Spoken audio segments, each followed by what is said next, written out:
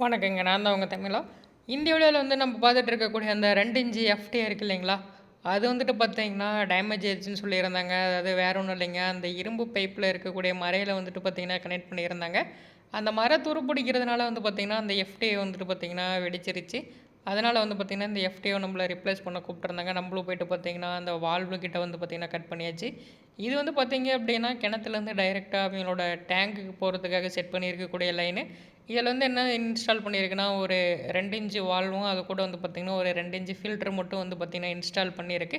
நம்மளும் வந்து பார்த்தீங்கன்னா, கட் பண்ணி எடுத்தாச்சுங்க. அந்த எஃப்டியே பார்த்தீங்கன்னா தெரியும் அந்த கிராக்கு. அதுக்கடுத்து நம்ம இந்த இடத்துல யூஸ் பண்ண போகிறது வந்து பார்த்தீங்கன்னா, 10 கேஜி எஃப்டியை தாங்க யூஸ் பண்ண போறோம். நீங்களும் வந்து கொஞ்சம் சிரமமான இடத்துக்கு எல்லாமே பார்த்தீங்கன்னா, 10 கேஜி யூஸ் பண்ணிங்கன்னா, எந்த ஒரு ப்ராப்ளமுமே வராது. அடுத்து வந்துட்டு நம்ம அந்த இரும்பு பைப்பில இருக்கக்கூடிய அந்த த்ரெட்டுக்கு வந்து பார்த்தீங்கன்னா, நூல் ஃபுல்லா சுத்திட்டுங்க, அந்த செலாக் இருக்கு பார்த்தீங்களா? அது வந்துட்டு பார்த்தீங்கன்னா, அப்ளை பண்ணிருவோம். அத அப்ளை பண்ணிவிட்டு நம்மளும் வந்து பார்த்தீங்கன்னா, டைட் பண்ணுவோங்க. அந்த மரம் வந்துட்டு கொஞ்சம் கிராஸா ஏறுதா என்னங்கிறத செக் பண்ணிக்கோங்க. நம்மளும் வந்து பார்த்தீங்கன்னா, அத செக் பண்ணிட்டு அப்பா வந்து பார்த்தீங்கன்னா, முடிஞ்ச வரைக்கும் கையில டைட் பண்ணுவாரு. டைட் பண்ணதுக்கப்புறம் பார்த்தீங்கன்னா, பைப் ரிஞ்ச் போட்டு டைட் பண்ணி முடிச்சுருவாருங்க. இந்த கேட் வால் வந்து யூனியன் டைப் அப்படின்றதுனால நம்ம வந்து அந்த யூனியனை வந்துட்டு கழட்டியாச்சுங்க. கழட்டிட்டு இந்த இடத்துல பேஸ்ட் பண்ணுவோம்.